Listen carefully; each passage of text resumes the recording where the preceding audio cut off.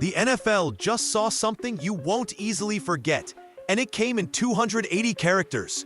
Shedeur Sanders, son of Deion Primetime Sanders, posted a calm, faith-filled message about trusting God and letting go. And people across the league read it as far more than spiritual reflection.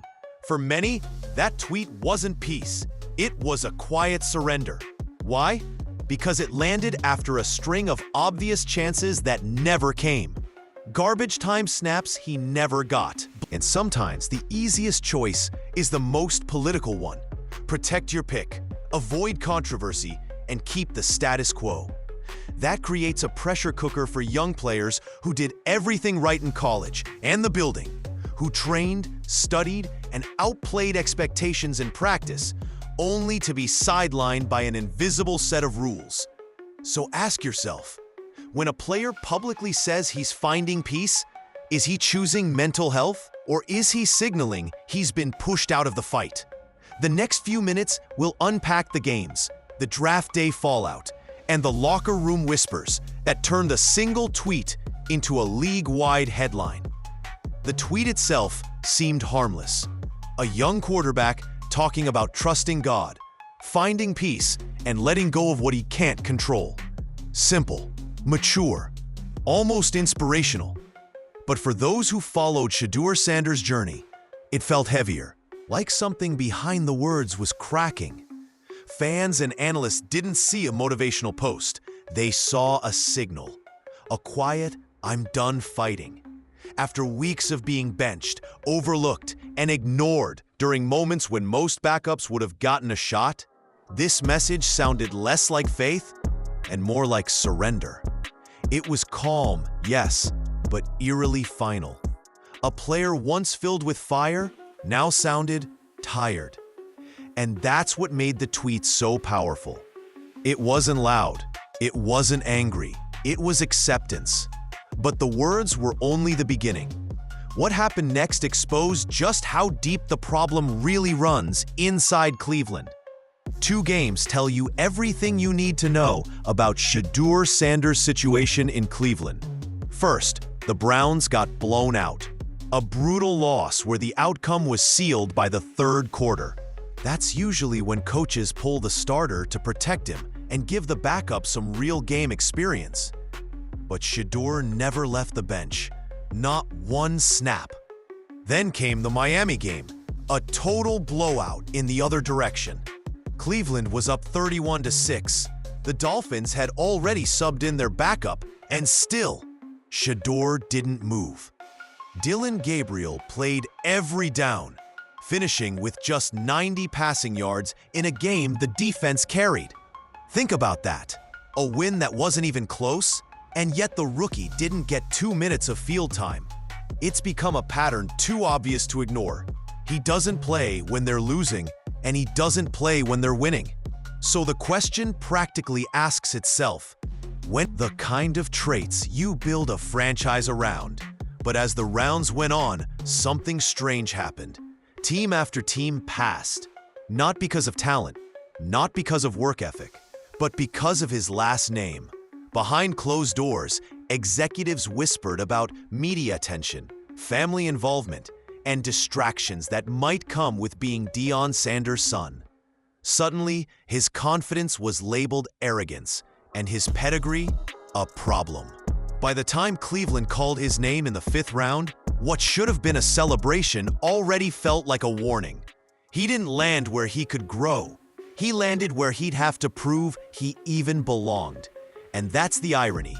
The very reputation built on greatness is now the weight keeping him grounded on the bench.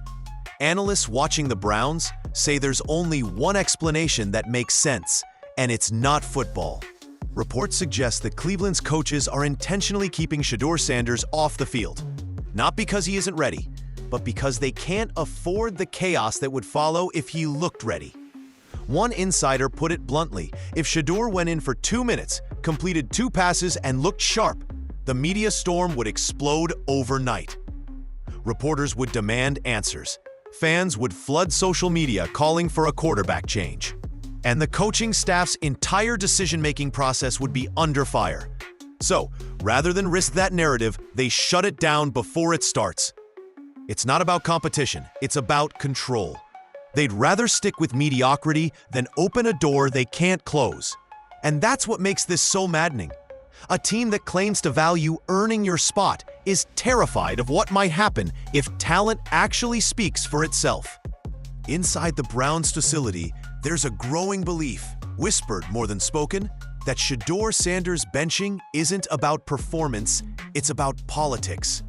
Reports claim the coaching staff made a calculated decision: keep him off the field at all costs. Why? Because the moment Shedeur takes a snap and shines, the narrative changes forever. The media would swarm.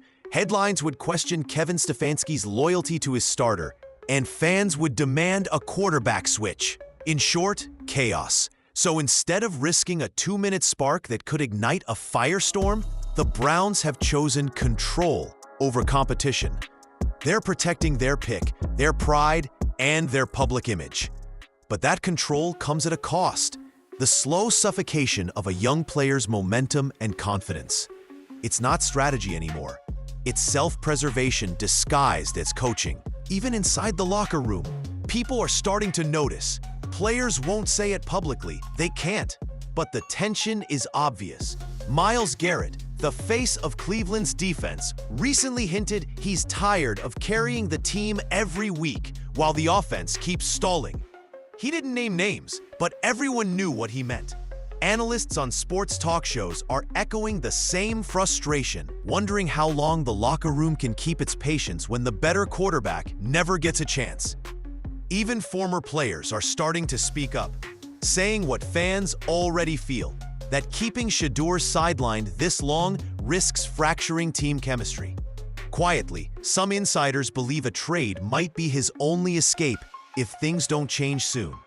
For now, the Browns keep insisting everything's fine, but the body language on the sideline. The subtle quotes from veterans and the chatter around the league tell a different story. One of a team divided between loyalty to a system and belief in a player who deserves more. For Shedeur Sanders, this moment feels like the quiet eye of a storm. Reports suggest he's no longer fighting the system, at least not publicly. Instead, he's shifting his focus inward, trusting that his preparation and patience will speak louder than politics ever could. Some around the league see this as maturity. Others think it's a sign he's accepted a losing battle. But make no mistake, this isn't a broken player. It's a patient one.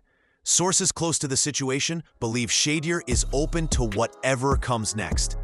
Whether that means staying ready for his shot in Cleveland or becoming one of the most intriguing trade targets in the offseason.